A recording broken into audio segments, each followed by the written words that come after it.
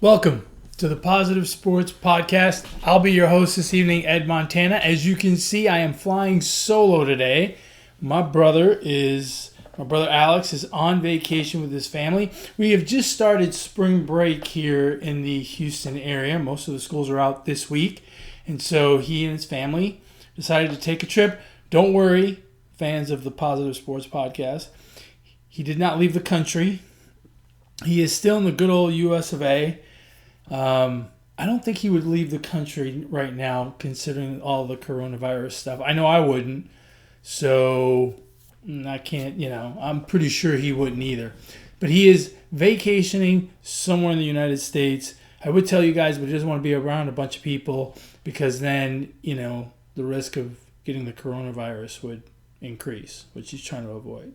Anyway, and as you can see, for those of you that consume our podcast via YouTube, you can see that today is Metal Monday, right? It's the day of the week where all the weekend warriors proudly wear whatever medal they earned in some sporting event over the weekend. Mine happens to be a medal from the Woodlands Marathon, the 2020 Woodlands Marathon. The Woodlands is about 40 minutes north of Houston.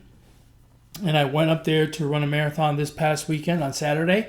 And I'll tell you more about that a little bit later on. But, got a medal and proudly displaying it. I feel great. I'm tired. I don't have a whole lot of energy, even 2 days later. But that's kind of to be expected. I'm sore. That's kind of to be expected. And we'll talk more about that a little bit later on in the show. Look, first things first, let's go ahead and address the elephant in the room, this coronavirus, which is, on everyone's mind, is certainly the most attention-gathering topic for everyone above and beyond sports. There's a bunch of cases here in the U.S. now. It has finally hit our homeland. I think we're creeping up on 500 cases, I heard, of coronavirus. And so it's a real issue. It's a real issue for this country. I think it's a bit overblown. It's not much worse than the flu. But, as with any epidemic, and epidemic may be a bit of a strong word, but, you got to be careful. You got to take the proper precautions. I know there are, in the sports world, there are countries that are starting to cancel events. Even in our country, we're starting to cancel events. I know the festival that goes around the Arnold Classic in Ohio, I believe it is, has been canceled. The competition itself will go on, but the festival, which draws about 300,000 people annually, has been canceled. There's some big conferences that have been canceled. South by Southwest in Austin has been canceled. Overseas, it's affected sports. Italy is canceling all of the Serie A games, soccer games in Italy until further notice. And so, the Grand Prix in Bahrain is being canceled, I believe. So there's a lot going on. It is a serious issue. Please, to everyone out there, take care of yourselves. Practice good, sound, fundamental hygiene. Wash your hands, cover your mouth, and stay away from people that are coughing. If you're sick, don't be a warrior. Don't go to work. Stay home. Your immune system is compromised. You don't want to go to work and get other people sick as well and whatnot. So, we just have to be smart, and I'm sure we'll figure something out here soon, and it will pass. But certainly 2020 is going to be remembered for the year of the coronavirus. It is wreaking havoc on oil prices, on the global markets, right? The Dow Jones, I think, fell 5% today, which 5% in one day is a lot. Airline stocks are getting hammered. Cruise line stocks are getting hammered. It's been rough, and it's rough for the economy, and people are losing a lot of value in their portfolios and 401ks. And, it has not been a good time. This whole thing is really kind of taking a life of its own. It's unfortunate, but these things happen. And to be honest, in the end, we usually come out ahead and we come out better for it. So hopefully they'll find some solution to this relatively soon, and things will get better sooner rather than later. In the meantime, take care of your family and friends. For our older fans, please take care of yourselves. Apparently, you guys are at greater risk than most. I guess technically I'm at greater risk than my brother since I'm older. C'est la vie. But, that's just the way it goes. So, take care of yourself, practice good hygiene, and if any of our fans out there have the coronavirus, get well soon. So, aside from running the marathon this weekend, I had the very great pleasure of going over to a friend's house to watch UFC 248. And there's really only one thing to talk about, and that is the women's strawweight championship fight between Zhang Weili, the defending champion, against Joanna Jędrzejczyk, the former champion who really put the strawweight division on the map. She came in like gangbusters about 4 years ago and was champion for, I want to say like 2.5, 3 years, almost 3 years. She was a great champion. She fought everybody. She's had a couple other, she then lost the belt, and she's had a couple of cracks since then, and this was another shot to reclaim the championship. Zhang Weili had a winning streak of 20 matches in a row. She came into the UFC like gangbusters, and she's certainly not as famous as Joanna, but really a formidable challenge. And her as the champion, obviously she's earned her stripes. And what we got from those two women was, as ESPN would call it, an instant classic. Just an absolute classic.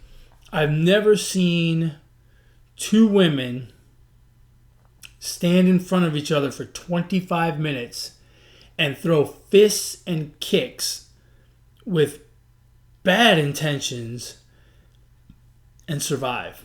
I mean, it's amazing how many times my buddy and I, who were sitting there watching the fight, were like, oh. It was amazing. It was absolutely amazing. What these two women did, they didn't take a step back. They literally stood there and just fought and hammered away and tried to find a way to figure out the puzzle that was their opponent in front of them. And some of those swings and misses looked like they would take someone's head off. Some of those connections were unreal. Zhang Weili, or Weili Zhang, I'm not quite sure how to say it.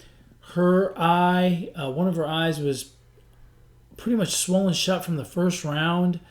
Joanna took a shot in the forehead where her entire forehead swelled up like, I mean, there's no nice way to say this, but she looked like an alien. And I don't mean that to be derogatory. It's just the only way I can explain the amount of swelling that she had in her forehead. She got hit on I believe it was the left-hand side, but the swelling ended up going across her entire forehead.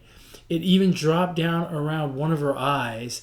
By the end of the fight, she looked almost unrecognizable.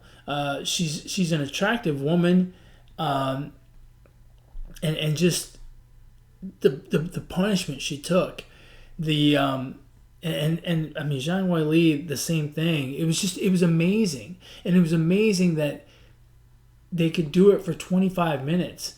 I don't know if you recall what it was like being in a fight when you were a kid, but when you got into a fight as a kid, you threw about 4 punches and it was over, right? One way or another, it was over. It was a 30-second affair. These two ladies did it for 25 minutes, non-stop. It was incredible. The heart and determination that these two women showed in the face of adversity was amazing. It's a shame they both couldn't win because they both deserve to have a belt wrapped around their waist. It is, in my opinion, the greatest women's MMA fight ever. And it probably ranks in the top 5 of greatest fights of all time, men or women. It was just incredible. Incredible. Over 300 strikes landed between both of them. Now you go ahead and do that math. That's 60 strikes a round. I mean, that's 60 a round.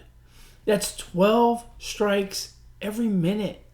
I mean, that's non-stop. It's just incredible. It was an amazing effort.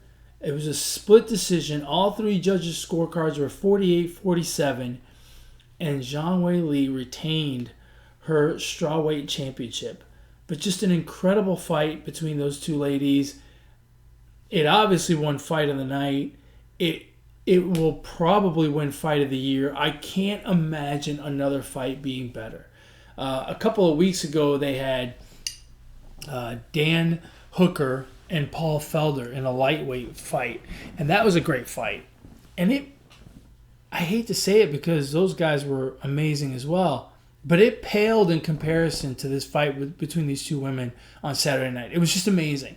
It was incredible, and I can't lavish enough superlatives on those 2 women for the courage it takes to battle like that. You know, you walk into a fight, these people walk into a fight, and even the most confident person probably has a little bit of trepidation, right? Like, I could get knocked out. I mean, it could happen. Both of these women have lost before, so they know it can happen. But they walk in there with all the confidence in the world. But man, after 5 minutes, and Zhang Weili goes back to her corner and they're working on her eye, that confidence has got to start to hurt a little bit. In the 3rd round, when Joanna goes back to her corner and they start to really work on her forehead, try to put that end swell on there to get the swelling down, the confidence has got to start to waver a little bit. When they go back to their corner after the 4th round, they've gone 20 minutes, and their coaches are telling them, you have to win this round. The fight is razor close. You have to win this round. And the beating that they've already taken and inflicted upon each other, to then go out there and push forward and continue to battle for another 5 minutes takes courage that most of us will never understand. What these people do is incredibly special. And for everyone who thinks they're tough, you're not as tough as these women. Chances are. There's very few people that are as tough as these 2 women were on Saturday night. It's just incredible. Absolutely amazing, amazing performance. I felt bad for the main event guys because they had to follow that. And there was no way that their fight was going to live up to the hype of the previous fight or even the hype that they had built up themselves. The arena in Las Vegas it sounded like it was going to explode. It was incredible how loud it was. It's just an unbelievable fight from those 2 women. My hat's off to both of them. I'd have paid for the pay-per-view just for that fight. If I would have known I was going to get that, I'd have paid for that one fight just to see that. It was incredible. So hats off to both of those ladies for really just an incredible performance, an incredible display of technique and courage and heart. Just words really do not do it justice. We're getting ready for the baseball season. It's right around the corner. But let's face it, the only thing we can really look at right now is basketball. No one gets too excited about spring training baseball except for maybe my brother. I get excited for my kids' baseball. But other than that, I'm kind of waiting for the season to start. But we're all starting to look at the NBA. And we were treated to what I personally think may end up being the Western Conference Finals yesterday in a matchup of LA. The LA Lakers versus the LA Clippers. And I'll tell you what, more and more, the Lakers are looking like the kind of team that really could run away with the West. they handled the Clippers yesterday. And, they didn't blow them out by any means, but they really seem to be in control of the game. And for all of the talk out there about who's going to win the MVP, all the talk about James Harden and his 36 points a game average or whatever it is, and all this talk about Giannis and the Bucks and the best record in the NBA winning 83% of their games, for all of that talk, and I'm not a big fan of LeBron James, but LeBron James deserves some credit, deserves some part of that MVP conversation. He is really he's having an amazing season. And, I don't think, he doesn't get the credit because he's been around for so long. He's been a star forever and a day. But at the end of the day, LeBron James is having a spectacular season. He's averaging 26 points a game. He's averaging 8 rebounds a game. He's leading the league in assists. He almost 11 assists a game. I mean, it's incredible. He is really having a great season, and I think it's a shame that he's not getting more of the conversation as far as MVP goes. I mean, by comparison, you look at James Harden, 34 points a game. I said 36, 34 points a game, but only 6 rebounds a game, only 7 assists a game. Yes, he is, a scoring machine, but I don't think he does defensively what LeBron does. And, I'm as big a James Harden fan as anybody, but the fact of the matter is, it's just not the same. Giannis is another one we hear a lot about. He's averaging 30 points a game, 14 rebounds, 6 assists. So obviously he's got, he's doing something right. He is an incredible player himself. But, again, LeBron just, I don't know who's going to win the MVP, but I think it's a shame that LeBron is not more in that conversation. I think he deserves to be. And look, I know that they're going to do the voting for the MVP before the season, before the playoffs. But certainly out west, he deserves it. And Giannis, I think it comes down to him and Giannis, honestly, because the Rockets have faltered here a little bit recently, and they're down in the 6th seed. So it's looking rough for them. The NBA this year is a little bit different than normal. The races are really kind of lopsided, right? The Lakers are racing to be the 1 seed throughout the playoffs. They've got a 6.5 game lead on the Clippers, which is quite a bit when you're talking about 20 games to play. Then you've got a bunch of jumbled up pieces in the middle. The Clippers are at 6.5, and then you can go all the way down to the Mavericks at the 7 seed, 11.5. So it's 6.5 from 1 to 2, and then from 2 to 7, it's only 5 games. So there could be a lot of movement there between the Clippers, Nuggets, Jazz, Thunder, Rockets, and Mavs. Then you've got a few more games back. You've got the Grizzlies 18 games out. And they're in the last playoff spot. And then the hunt for the last playoff spot, you've got the Pelicans and the Kings, both 4 games behind. The Trailblazers, 4.5. It should get interesting with those 4 teams. I don't have much faith in the Kings, but I do have a lot of faith in the Pelicans and the Blazers, and even the Spurs to a certain extent, who are 5 back, to make a run at it. The Suns are 6 out. I don't think they're going to make a run at it. But even so, that's a 4 games is a lot to pick up in 20 games that are left. But we will see soon enough how that shakes out. In the East, Milwaukee is running again. Same type of situation. Milwaukee running away with the number 1 overall seed. And then you've got the Raptors are 7.5 games behind them. And then you've got the Celtics, the Heat, the Pacers, who are having a great season. No one talks about them much. Victor Oladipo is not, the most recognizable star. It's pretty hard to figure out who their number 2 is, or at least, in terms of fame, right? Their number 2 doesn't exactly carry a whole lot of weight.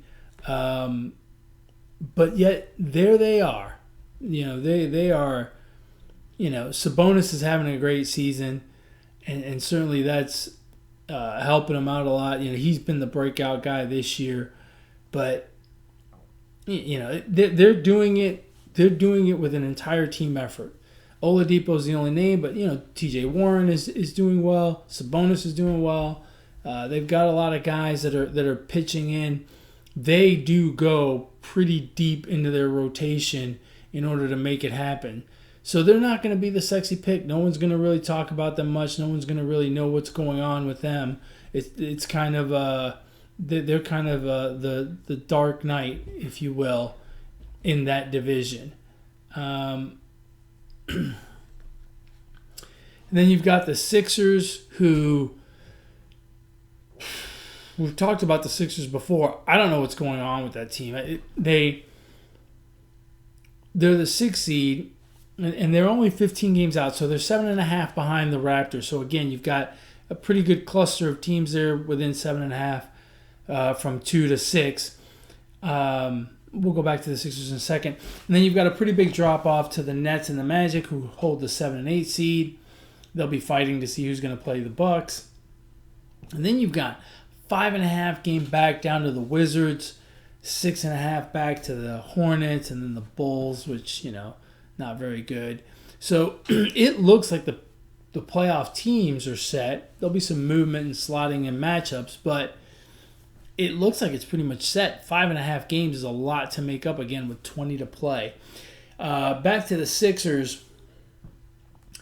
The Sixers, look, if they play all the games in Philadelphia, they have a good chance of going to the NBA Finals. The problem is they're apparently not even going to have home court advantage in the first round, in which case they may get bounced in the very first round. And that team is just not working. It's just not working. It continues to fail. It continues to look like things just don't work. And it seems a lot worse on the road, but it doesn't work. It just doesn't work. I don't know how much more clearly you can say that. And this may be one of those years where, the NBA, I think, has to do something with the regular season. It's either too long or they need to change something about the playoff system. But, this year we really have nothing to talk about. Everyone is positioned. You've got half the league basically positioning itself for a playoff spot. You've got 2 through 6 in the East trying to position themselves for a spot, and you've got 2 through 7 in the West. So 2, 3, 4, 5, 6. So you got 11 teams that are basically just trying to position themselves in the playoffs. You've got 2 teams at the top that are they know exactly what they're going to be, right? They're going to be the number 1 seed in their conference, and everything's going to go through them. And then you've got teams that are fighting to be 7 or 8, and then you've got a bunch of other teams that just aren't doing anything. It's kind of boring. This is as interesting as LeBron and AD is in LA, and Kawhi and Paul George in LA. The rest of the league really is kind of boring. There's really not a whole lot to talk about. It's nice to see some new faces kind of come around. Zion Williamson's been entertaining to watch. Sabonis in Indiana has been entertaining to watch. The maturation of Luka Doncic in Dallas has been nice to watch. But there's really not a whole lot going on in terms of teams challenging each other. It seems pretty straightforward at this point. It's kind of weird. Go figure. For those of you who like to fill out brackets, March Madness is a week away. We're in conference tournament week. This weekend we'll get all the conference tournaments done, and we will have brackets for you on a Sunday of this coming week. So I bet everyone just Can't wait. Should be a lot of fun for everyone. I think we'll go ahead and we'll probably do one on ESPN. We'll set up a group for the Positive Sports Podcast for those of you that listen and want to put a bracket out there and challenge us and see if you guys can pick better than we do. Certainly let us know your picks or let us know your thoughts. You can email the show, positivesports10@gmail.com, positivesports10@gmail.com. If you want to get a hold of my brother, you can reach out to him on Twitter, Brooklyn Gaucho1. If you want to get a hold of me, you can do so on Twitter as well, at eMontana21. If you've been following my brother, you know he's been putting out this Against the Spread challenge that he, myself, and our cousin Jay have been doing. And he's been putting his picks out there every day. He fancies himself a bit of a handicapper because he's won 2 of the 3 months that we've done this little challenge. So, but at the end of the day, you know, we've been doing it since the early part of December. And I think we're all right around 500, which that's what the spread does, right? Evens everything out. So, for those of you unfamiliar, we pick one college game. Everyone picks a college game. And we pick it against the spread. And whoever has the most wins at the end of the month wins. So, go figure. It's been close every single month. Actually, no. 1 month Alex kind of ran away with it. But overall, pretty close. I think we're all like within a game or 2 of each other. And we're all right around 500. Like, Alex is 2 games over 500. I'm 1 over 500. And Jay is at 500 or 2 under 500. 1 under 500. Something like that. It's really close. So it's really kind of strange. We've made 90 some odd picks, I think. And we're all right there. My brother breaks it down between how we pick favorites and underdogs and home and away. I don't know how he does it, but he's obviously got more time on his hands than I do. Go figure. Which is why he's on vacation and I'm not. Anyway.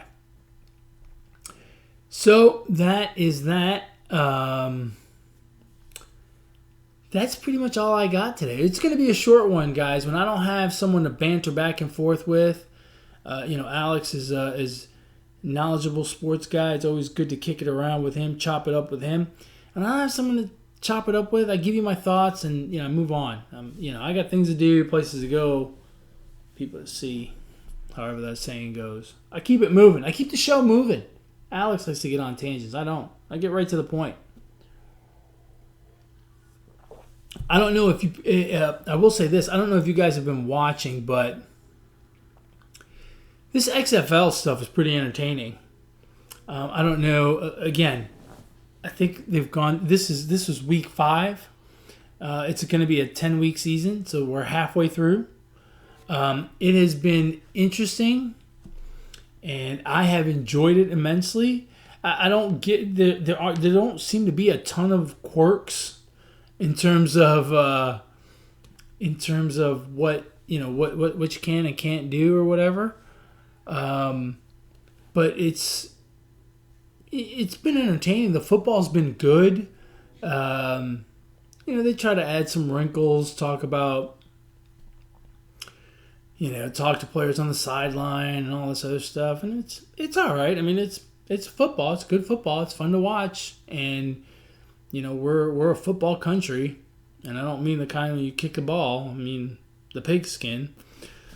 We're a football country. Everyone likes to watch it. All the teams are competitive. Some a little bit better than others. It's been a good time. I can't find standings anywhere though. That's weird. Let's see if we can find some standings. XFL.com. How about that? I know the Houston team is good. They're like 4-1 or maybe 3-2. I don't know. They look pretty good. Whatever. God, they don't even have standings on their website. I like their motto, for the love of football, because they know everybody loves football.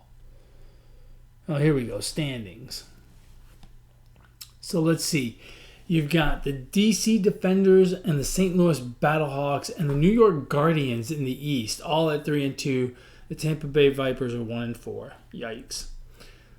The Houston Roughnecks are 5-0. Wow, I didn't realize that. The Dallas Renegades and the LA Wildcats are 2-3, and the Seattle Dragons are paltry 1-4. So,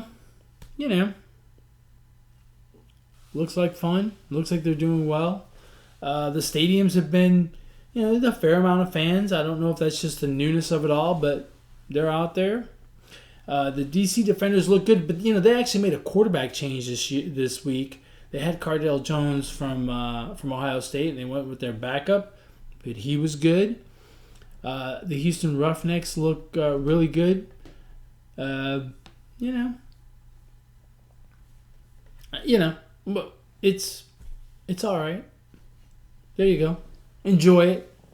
For those of you that can't get enough football during the regular season, I would take this over a 17-game NFL season. If I had to pick a 17-game NFL season and no XFL, or a 16-game NFL season and some XFL, give me a 16-game NFL season and the XFL. Stop making those guys in the NFL play more games. It's not necessary.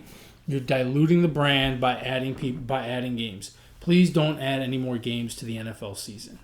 In fact, take away games. Take away all of the preseason games except for one. That's all they need. How about that? How about we do that? Anyway, so that's all I have. About the marathon this weekend. So the marathon was very interesting. I ran the Houston Marathon in January. I did okay. I didn't do great. I got sick right at the same time as I ran the marathon, and so my recovery did not go well. But shortly after I recovered, a couple weeks later, I had a friend ask me to pace him so that he could run a qualifying time for the Boston Marathon. And I thought, well, I'm not in good enough shape to run all 26 miles at that pace, I don't think. But I thought I can definitely get him through halfway, and I can get him. And if we make it halfway, I can will myself to 20, and then he can do the last 6 on his own, right? And he was like, "Yeah, I don't care." He goes, "Just get me to halfway." And if you get me to halfway, I think I can do it from there, because the momentum will just take me. And so I said, all right. I signed up, and my training did not go great, but I was training, and I was doing all right. And again, when I got to closer to race day, I thought the same thing. I thought, I'm going to try my darndest to run the entire way with him, because it would be a good time for me as well. But at the very least, I'm going to get him through 13 miles. And if I can do that, I'll just take it 1 mile at a time. I'll push myself to 16. Once I get to 16, I'll push myself to 18. Once I get to 18, I'll push myself to 20. And then, hopefully I can get him that far, and anything after that really is gravy. So it was really weird. I had no goal. I had no aspirations to run any particular time. I just wanted to be able to pace my buddy. Well, about 10 days before the race, my buddy rolled his ankle. He was running in the morning in the dark. It was windy, and he stepped off the side of the sidewalk into the grass and rolled his ankle. And so for the next 10 days until race day, he kind of he ran a little bit, not a whole lot. He went out and ran 10 miles one day and felt okay, pretty decent pace. So everything looked like it was a go for Saturday. So I woke up Saturday morning, and my only focus was my friend. I was going to bury myself for my friend. I didn't care. I was going to go as long as I could at the pace he needed. And if I had to walk the rest of the way, I did not care. I did not care how much pain I would be in. My goal was to serve him. My goal was to be a good teammate and do whatever I could to get him to his goal. And so we got to the line on Saturday and we're ready to go. Now, another buddy of mine had given me some Nike Vaporflies to try. And of course, these are the fast shoes that everyone's complaining about that Nike has. And I tried them one time for a mile. And I thought, I like these. These are great. I'm going to wear these. Now, for those of you that run, you know you don't try anything new on race day. You stick to the same nutrition plan. You stick to the same shoes, the same shirts, that you've been wearing. You don't do anything different because you don't want to risk it or test it on marathon day. And technically, the shoes were not new to me because I had worn them once before for an entire mile and a quarter. But that's probably not enough miles that you should be wearing them at the marathon. So I took my regular racing shoes with me, just in case I changed my mind. Well, I get to race day, and I talk to my buddy's wife, and she's going to be at one of the aid stations. And I said, hey, can you do me a favor? And she goes, what? I go, can you take my shoes to the aid station? She was going to be at mile 11. I said, take my shoes to the aid station just in case I have to swap out. Just in case these Vaporflies don't work for me, right? And she said, sure, no problem. I said, okay. So here we are Saturday morning at the line. My buddy and I were standing there talking. We both have a little bit of that nervous energy, but we're ready to go. It's game time. We've got great weather. It was cool and overcast. It was probably in the high 40s, maybe low 50s to start. Perfect. It's perfect. And I'm thinking to myself, all the stars have aligned. We're going to make this happen. I can't wait. I cannot wait. The gun goes off, and so do we. Off we go. And we go through mile 1, 2, 3, 4. Man, we're just ticking them along. We're probably 10 seconds per mile faster than we needed to be. We were right on. We were right on schedule. Everything was, we were in a pack of people. The time that we needed to run was, had a pace team. So the pace team started way in front of us, but they kind of were going slower. We caught them. We were in the pace group with a bunch of people. It wasn't windy. Everything was working out perfectly. About mile 5, I got a stitch in my side. But no big deal. It wasn't crippling. I just couldn't get my breathing right. So, I kind of slowed down a little bit. My buddy is about 10, maybe 12 seconds ahead of me. Not very far. I can see him the whole time. Even on turns, I could keep an eye on him. He was running great. Everything was fine. We go through mile 6, and I'm starting to reel him back in, right? Because I need to catch up, and I need to pace him, right? I need to be with him. I catch back up to him, and we're cruising along, and we get to mile 8, and right after the banner at mile 8, there's a sharp incline, the sharpest one on the course all day. And my buddy hits that incline, and right away, you can tell something's wrong. The ankle starts acting up. He starts limping. He starts slowing down. And I'm like, come on, we got to keep going. And for those of you that have run marathons, you're going to experience pain at some point in the marathon. It's just too difficult of an event to not have pain at some point. Whether you have a previous injury or not is irrelevant. If you run at any kind of pace where you're challenging yourself, you're going to hurt at some point. Sometimes it's early and it goes away. Sometimes it's late and it doesn't go away and you just got to gut it out. But it's going to happen. So my buddy's hurting. He's like, man, I don't know. This ankle, it's bothering me. I'm like, just hang in there. Just hang in there and get through it. Get through it. Let's keep moving and hopefully it'll pass. And we'll go. It's not going to get any worse than this. It's not like you rolled it again. You know what I mean? He didn't re-injure it. It was just flaring up. I was like, come on, keep going. And I keep pushing and I keep encouraging, trying to get him to keep going.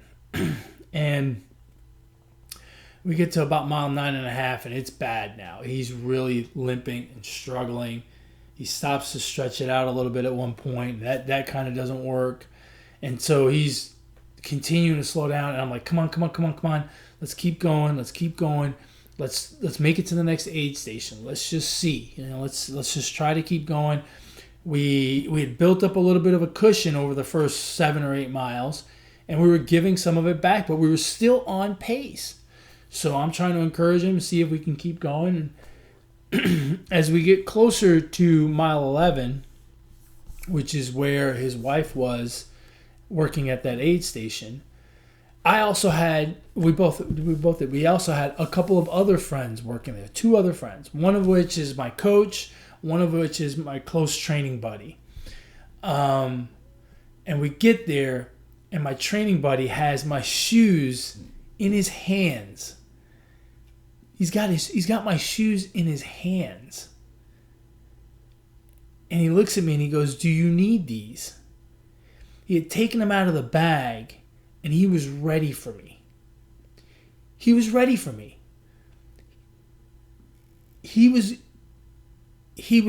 prepared to treat me like a NASCAR pit stop. He was going to change my tires for me if I needed it. And I was like, "No, I'm good. But my buddy's hurting a little bit. We got to see what we can do." And so he runs with us until we get to the aid station. We get there and he's like, I can't do it. I can feel it swelling. It's just not going to work. We're at mile 11. We got 15 to go.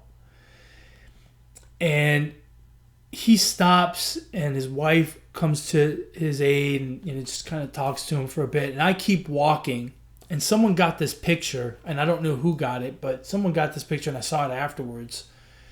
And I'm walking towards the aid station, and I'm about to run into my other buddy. And I'm walking, and I look terrible. My head is hanging low. I'm heartbroken. I'm absolutely heartbroken for my friend. He was going great. He was going to make it. He was going to make it. He was going to run the time he needed to run. I have no doubt. If that ankle didn't flare up, he was going to make it, and he was going to make it easily. I'm not saying he would have blown the time away, but he wouldn't have stressed that last couple miles. He'd have made it. And I was absolutely gutted and heartbroken for my friend. And I stopped, and we're all standing around talking. Should he go? Should he not go? And I don't say anything because I know I'm biased. I'm biased because all I can think about is our goal was to run this marathon at this pace, and that's what we're doing, and we have to do it. And so I know that I can't see reason, right? Like, I would run through the pain. I would tell him to keep going. But his wife and my coach, they're not in the fight. They can be reasonable, right? They can be the level-headed people. And they, we talk for a while, and they look at his ankle and whatnot, and they're like, "Nah, man, you got 15 miles to go. It's too much." And he makes the decision to drop out. And I'm heartbroken. I am literally heartbroken. I'm almost in tears. And my coach looks at me, and my coach knows me very well. Not just as a runner, but as a friend, as a family man. He knows me as a person. He knows me as a human being. We talk a lot about running, but we talk about everything. We talk about life. We talk about our families, our kids. We talk about work. We talk about everything. He knows me. And he looks at me, and he goes,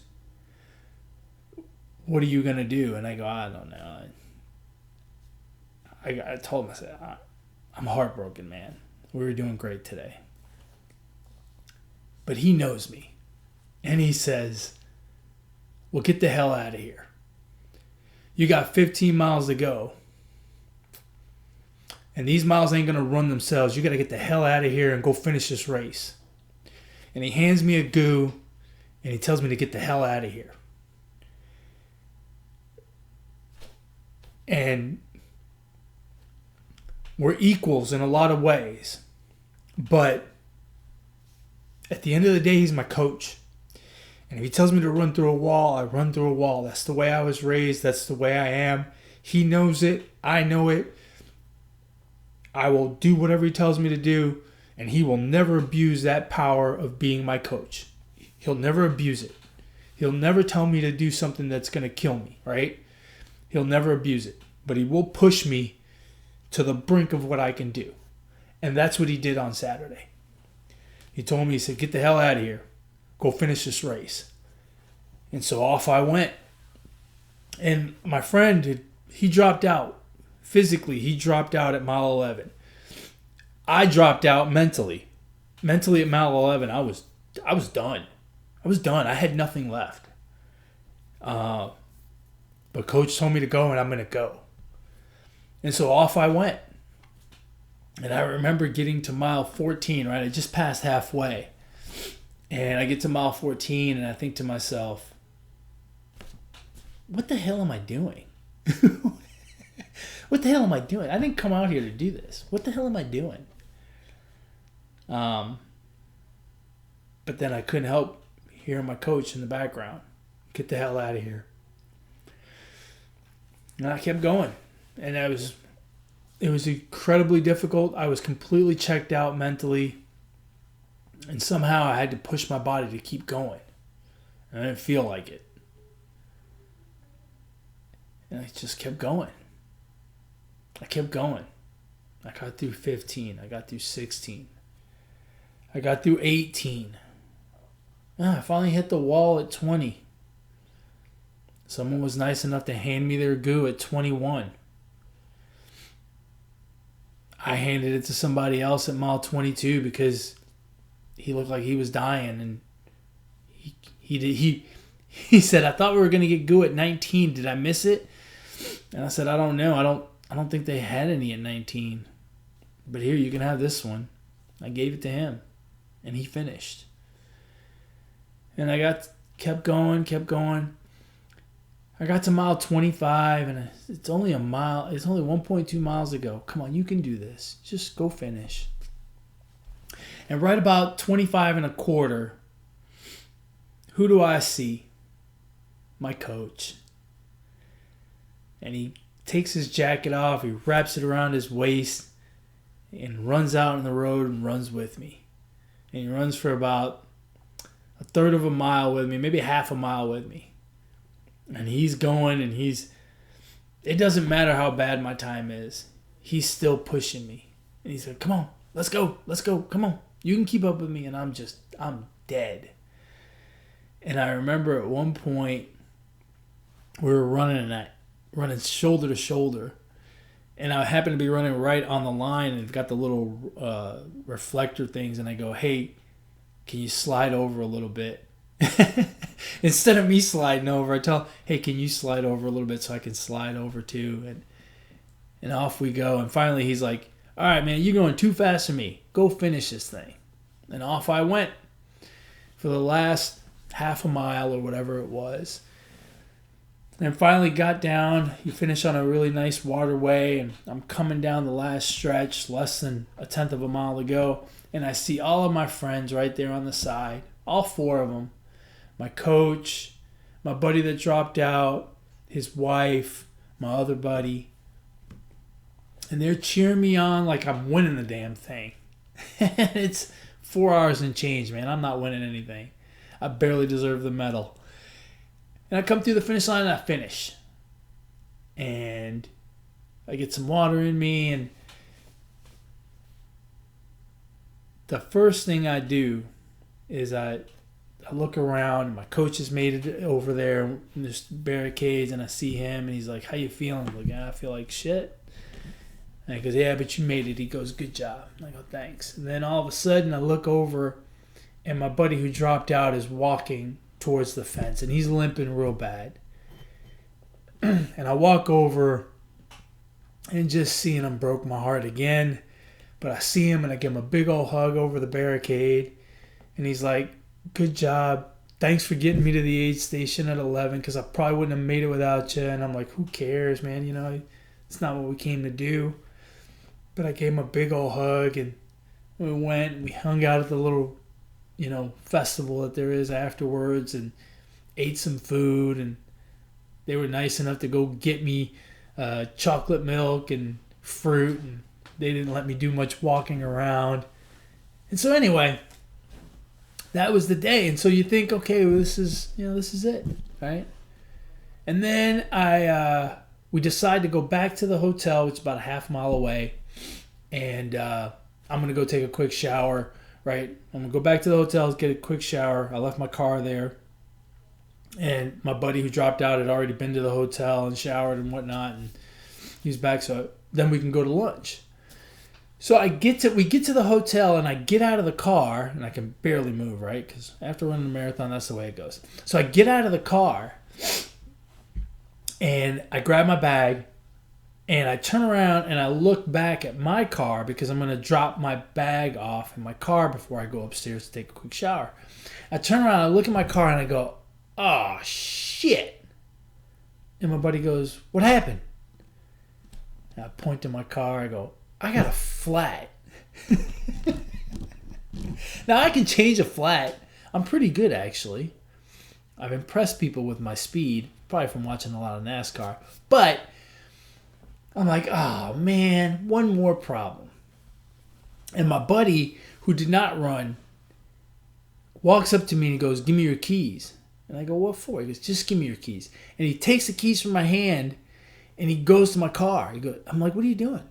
He's like, "I'm going to go change your tire." And I go, "Man, I know how to change a tire." He goes, "You just ran a marathon." He goes, "Go get a shower so we can go to lunch. I'll change the tire."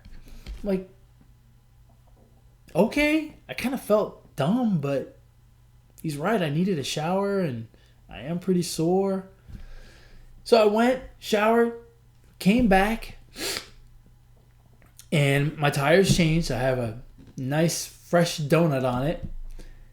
And my buddy's gone. I'm like, "Where's my buddy?"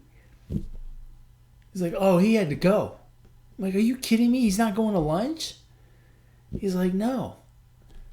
He had to go. He had something else to do." So in all that hustle and bustle, he still had stuff to do, and he still did that favor for me. And then we went to lunch, and we had a great time. And my other buddy bought me lunch. I wanted a burger. I was craving a burger. He's like, "All right, let's go." And we went. We had a burger. We met some other runners. And I guess the moral of the story is I had dedicated this day to my friend. I was going to serve him completely. I was completely looking outward. And at the end of the day, when it was all over, I got so much. I got so much. My buddy being grateful that I got him to mile 11 and paced him for as long as I did, for as long as we could. My coach encouraging me and getting me through my own disappointment of failing, my own disappointment that we couldn't accomplish the goal that we came to accomplish. His wife that took my spare shoes with her, my buddy who changed my tire. I got so much. Now, maybe I got so much because I'm just blessed to be around good people. I don't know. Maybe that's it. Or maybe it's karma.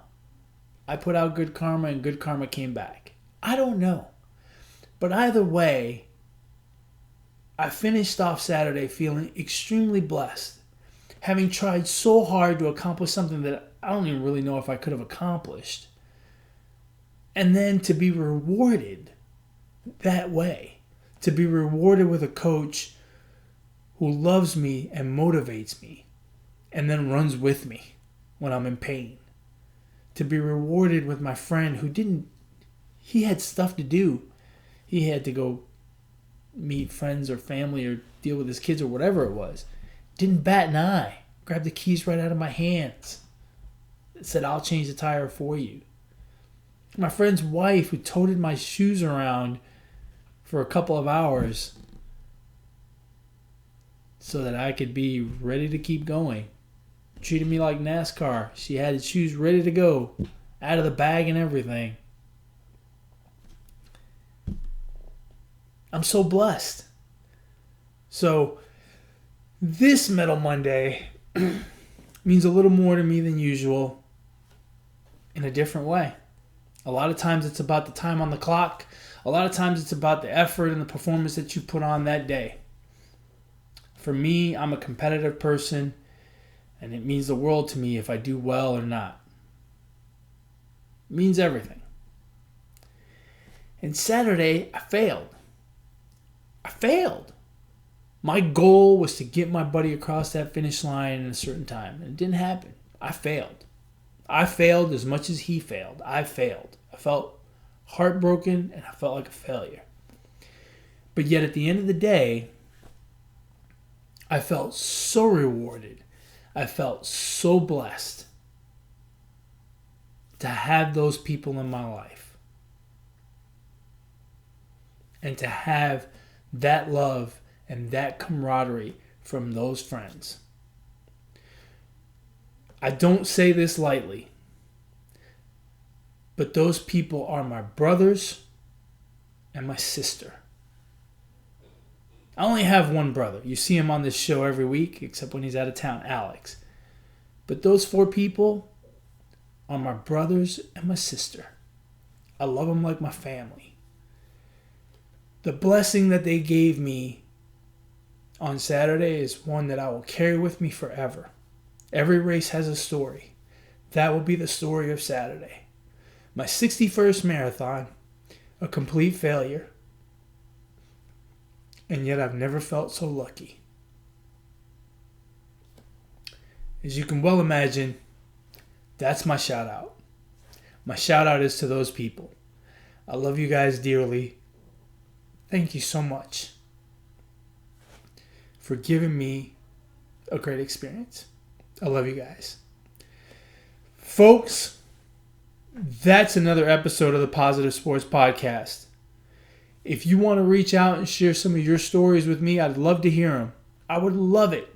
I love to hear stories like this one. I know that there's a lot of people out there that are blessed just like I was. And I would love to hear your story. If you want to email the show, positivesports10@gmail.com. If you want to reach out to me, you can do so on Twitter at eMontana21. You can reach out to my brother as well at BrooklynGaucho1. And as always, folks, ignore the negativity. Be the positivity. Peace.